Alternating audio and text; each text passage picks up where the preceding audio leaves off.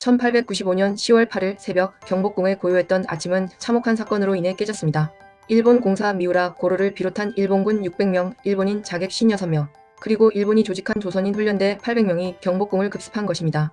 새벽 5시 30분 명성황후는 처소인 곤영합의 누마루 오코루에서 잔인하게 살해되었고 시신은 불태워져 그 흔적마저 사라졌습니다. 이 사건이 바로 우리가 역사에서 알고 있는 을미사변입니다. 일본 측의 작전명은 여우사냥이었습니다. 여기서 여우는 다름 아닌 명성황후였습니다. 참고로 드라마나 영화에서 을미사변 당시 명성황후가 궁녀의 옷을 입고 궁녀가 황후의 옷을 입은 것으로 묘사하는 것은 사실이 아닙니다.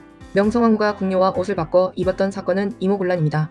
또한 명성황후가 일본의 칼에 맞서 나는 조선의 국무다라고 외친 것은 사실이 아닌 드라마의 극적인 효과를 위해 만든 설정입니다. 명성황후는 단순한 왕비가 아니라 조선 말기 정치의 중심 인물이었습니다. 그녀는 외적 정치와 권력 중심 인사를 통해 조정을 장악했고 자신의 안위를 지키기 위해 청나라, 일본, 러시아 등 외세를 적극적으로 이용했습니다. 그러나 그녀의 이러한 정치적 선택은 조선 사회와 백성들에게 큰 부담을 주었고 결국 국가 혼란을 심화시키는 결과를 낳았습니다. 명성황후의 정치적 문제점은 명확합니다. 첫째, 친족 중심의 인사 등용으로 민씨 일가와 친척들이 요직을 차지했습니다. 둘째, 사치와 무속에 의존하며 국고를 낭비했고 이를 통해 자신의 권력과 생활을 유지했습니다. 셋째, 외세 의존 외교를 지속하며 국가 안보보다 개인적 안위와 권력 유지에 집중했습니다. 이러한 정책과 행동들은 점차 백성들의 불만을 불러왔고 조선 내부의 정치적 혼란을 가속화했습니다. 그 결과 명성황후의 권력 유지 방식은 반복되는 위기로 이어졌습니다. 1882년 별기군 창설 예산을 90군데에서 차감한 것은 불만을 촉발해 이모군란으로 이어졌습니다. 이후 갑신정변에서도 명성황후는 자신의 권력을 지키기 위해 청나라 군사 지원을 요청하며 외세 개입을 반복했습니다. 이 과정에서 일본과 청나라의 대립이 심화되었고 조선은 점차 외세의 장기판 위로 내몰리게 됩니다. 1894년 청일전쟁에서 일본이 승리하자 명성황후는 다시 러시아를 끌어들여 일본을 견제하려 했습니다.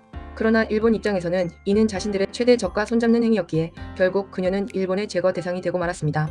이렇게 외세를 개인적 안위와 권력 유지 수단으로 삼았던 명성황후는 1895년 10월 8일 새벽 경복궁에서 일본군과 훈련대에게 끌려나와 무참히 살해된 것입니다. 황현이 기록한 매천야록과 선교사 언더우드의 조선견문록에서는 명성황후의 사치와 국고 낭비가 구체적으로 드러납니다. 친족과 측근을 요직에 등용하고 자신의 안위와 사치품 마련을 위해 국가 재정을 낭비한 행적은 백성들의 삶과 동떨어진 행동이었음을 보여줍니다. 특히 언더우드는 명성황후로부터 축의금 100만 냥을 받았다고 기록하며 그녀의 사치와 권력 중심적 생활상을 뒷받침하고 있습니다. 결국 을미사변은 단순히 왕비의 죽음이 아니라 외세 의존과 내부 정치 부패가 한나라를 어떻게 위험에 빠뜨리는지를 보여주는 역사적 교훈입니다. 명성황후의 권력 유지와 안위 중심 정치, 친족 중심 인사, 사치와 국고 낭비는 조선 말기 혼란과 민난, 외세 개입의 배경이 되었으며 그녀 자신이 외세에 의해 목숨을 잃는 비극으로 이어졌습니다. 이 사건 이후 조선의 왕권은 붕괴했고 고종은 두려움에 러시아 공사관으로 피신해야 했습니다. 명성황후 씨의 사건은 단순한 역사적 사건을 넘어 외세를 이용한 권력 유지와 내부 부패가 나라의 운명을 어떻게 좌우할 수 있는지 보여주는 비극적 사례로 남아 있습니다.